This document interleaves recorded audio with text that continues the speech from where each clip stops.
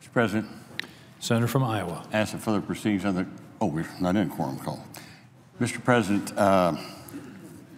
well, here we are. I guess this is like the movie High Noon. The two sides are walking down the street. I just hope that, like the movie High Noon, I hope the good guys win.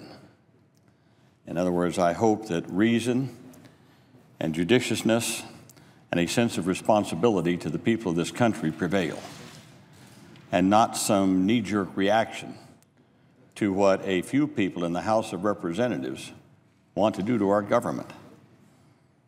There seems to be a sense, Mr. President, among some members across the aisle here, and certainly among a block of Republicans in the House, that shutting down the federal government is no big deal. Well, I suppose if you are of an anarchist mind, which I think some of them may be, then you don't want government. You want to create chaos. You want to create confusion. Someone might ask, why would someone want to create chaos and confusion? Well, I think if you read your history, you'll find that most authoritarian governments and most authoritarian movements that are based upon a minority view or a minority support, they gain their power through confusion and chaos by disrupting the public body. I don't care whether it's authoritarian movements of the left or the right. That's what they do. They know they cannot gain power through the normal channels, especially in a democratic government. And so therefore, they do everything they can to skew the way government operates. First, you manipulate the district lines for how you elect members of the House of Representatives so that you have a lot of safe districts for one party. I got to hand it to the Republicans. They were very keen on this for the last 10 years or so, and they focused on redrawing these district boundaries so that they would have what we might call sinecures, a safe seat. But if you look at the election results of the last election, more Americans voted for Democratic members of the House than they voted for Republican members of the House. But the Republicans are in charge of the House. Well, that's because of the way the district lines were drawn after the last census was taken. And so that's one way you do it. You skew it that way. And then what happens is you bring a minority bloc of Tea Party type people to the House of Representatives, and they want to sow more confusion and more chaos because they know that's the only way their views are ever going to prevail. They will never prevail in the open marketplace of ideas and debate and discourse among the American people. Now, on what do I base that statement? Well, just look at the last election. A lot of what the Tea Party is proposing and what they're now doing in terms of focusing on shutting down the government, much of that was proposed by their candidate for president. Not all of it, but a lot of it. And I think the American people soundly rejected that. And so the Tea Party, being frustrated because they cannot get their way electorally or in the open marketplace of ideas and discourse and public debate, now see their only way to do it is to create confusion and chaos. Well, one might say that if they're doing that, well, then certainly the public will turn against them.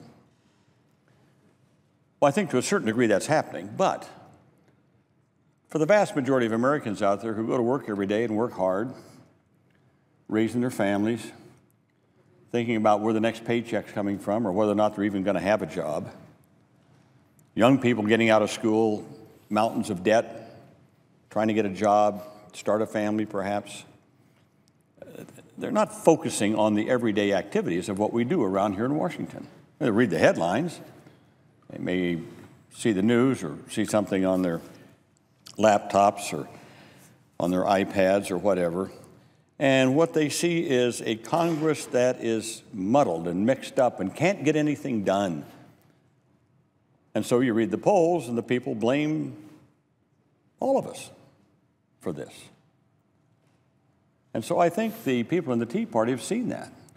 And I think they believe that if they can create more confusion and chaos and disruption of government, that both sides will be blamed. And out of that, they believe somehow they can rise to the top of the heap and infuse the government with their minority views. That's really what's happening here. It's a small group of willful men and women who have a certain ideology about how our country should run and what we should do, who cannot get their way in the normal, as I say, discourse and debate and votes, either here in the Congress or in the body politic writ large. And since they can't get their way, they're going to create this confusion and discourse and hope that the public will be so mixed up in who is to blame for this that they'll blame both sides.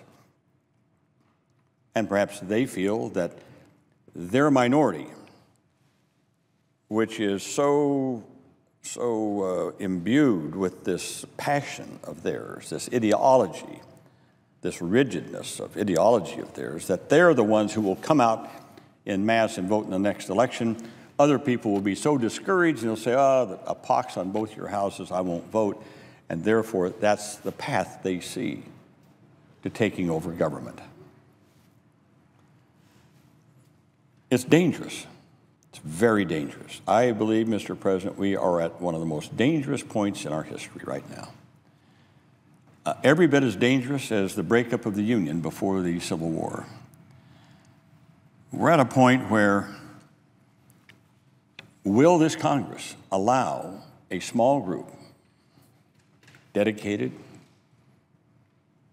I give them credit for working hard, but a small group of dedicated, ideologically driven individuals are able to dictate to the Senate and the House what our course of action is going to be.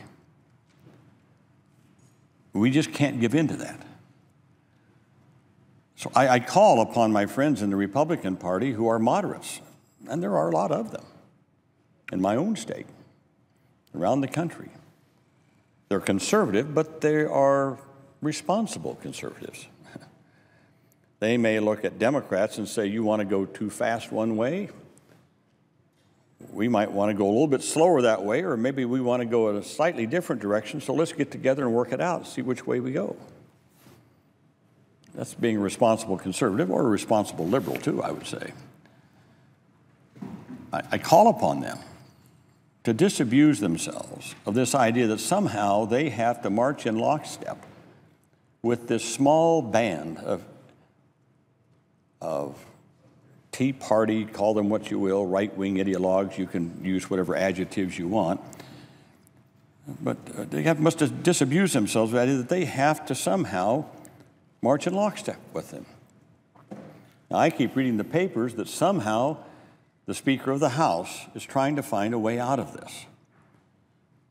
Well, I don't know John Boehner real personally, but he was on the Education Labor Committee all the time I was on the committee here, and we always went to conference. We worked things out in a reasonable manner. There is a way forward. There is a way forward. And that is for the Speaker basically to take what we do here. What we're about to pass today is a stripped-down version of a continuing resolution that will keep the government running until November 15th. But it knocks out all that other junk the House put in about defunding Obamacare and all this other stuff they put in there. It's just a straightforward, let's keep the government running until November 15th. Now, the compromise we made on our part was to give up on our budget line. We had a certain level that we wanted to fund the government. The Republicans had a lower level, so we accepted the lower level. We accepted that lower level. And in turn, we asked, rather than going till December 15th, go to November 15th on this continuing resolution of funding the government. So we accepted the lower level. Hard for some of us to swallow. I didn't believe in that lower level. I thought it should be higher so that we could adequately fund things like education, health care, National Institutes of Health, Center for Disease Control and Prevention, all the things, transportation, infrastructure. But in the spirit of compromise, we took the lower level, and we said, let's go to November 15th so that we can bring our appropriations bills out on the floor, hopefully between now and then, and we can work on an overall spending package for next year. One that's not just a continuing resolution that just keeps things going, but maybe we want to make some changes, and we do. I know in my committee we wanted to change some things, hopefully make them work better. And so by doing that, by November 15th, then that gives us a month from November 15th, let's say till Christmas, to get it all worked out and hopefully have this package passed by Christmas. If we go to December 15th, we won't have the time to do that. We won't have the time to do that. So that's what's before us today. Now here is the Speaker's avenue to act responsibly and to let the American people know that there are responsible Republicans. All he has to do is take the bill that we pass here on the floor and bring it up on the House floor. And encourage some of his more moderate Republicans to support it and get the Democrats to support it, and they pass it in a bipartisan fashion. However, if the Speaker wants to then just cater to this small band of ideologues, well, then he'll take what we pass here, change it around, add this, add that. I hear they got a laundry list, and then send it back to us. That's totally irresponsible. So there is a path forward. It's the path of responsibility, of being responsible, being judicious, not giving in to a small band of ideologues who want to sow confusion and discord, a small band of ideologues who want to use the power of the minority, to use what they can do to disrupt government in order to get their way.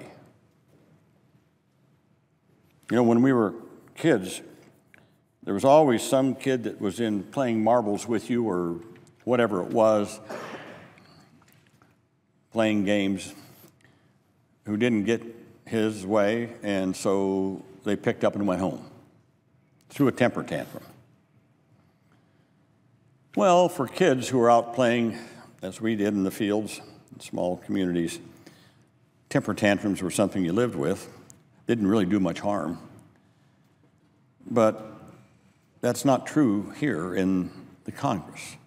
We cannot afford the temper tantrums of a few ideologues.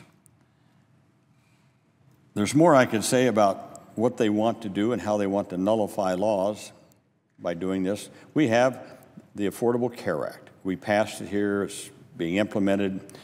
Been a lot written about the exchanges starting next week. Well, it's the law of the land. It's been upheld by the Supreme Court. Yet a small man, a small group, a few on this side, not everyone, just a few on the Republican side here and some in the House side, want to nullify that law. Not through votes. They want to nullify it by shutting down the government or by not paying our bills when the debt ceiling comes, defaulting on our debt.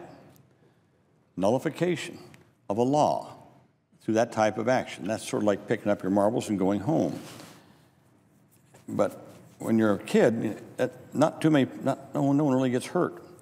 But who gets hurt from this? The American people. I think there's a lot of people who say, well, shutting down the government's no big deal. It is a big deal. OMB recently estimated that in 1996, when the government shut down, it cost, in today's dollars, $2.1 billion. Just because of a few days of the shutdown of government. So those who say that they are fiscal conservatives had to think about that. what the cost would be to the American people of shutting it down. But I'll end on this. Mr. President, I happen to be privileged to chair the Appropriations Committee that funds things like Head Start programs, early child development programs, elementary education, Pell Grants, student loans, medical research. I can tell you that if the government shuts down, a lot of people are going to get hurt. 22 Head Start providers would be delayed. About 18,000 kids will be denied Head Start programs. The National Institutes of Health will not be able to fund new biomedical research projects. Social Security offices will close. Every day in this country, 445,000 people call their Social Security office. They've got a missing check. They've got something wrong. They need some help. When the government shuts down, they won't be able to call their Social Security office and get that kind of help. So I could go on and on, Mr. President, but this is not a game. This is not a game, and hopefully we're not children. Hopefully we are responsible adults. I believe what we're doing today is responsible in passing a stripped-down continuing resolution to keep the government going until November 15th. I understand that we'll have the votes to do that. I just hope that the House of Representatives will be responsible and forget about kids' games like picking up your marbles and going home, or throwing a temper tantrum, or shutting down the government because you can't get your way. This is a dangerous time, and I just hope that the members of this body, the Senate, and the House of Representatives, in which I was privileged to serve for 10 years, will rise to the occasion and let the American people know that we are going to act responsibly. With that, Mr. President, I yield the floor.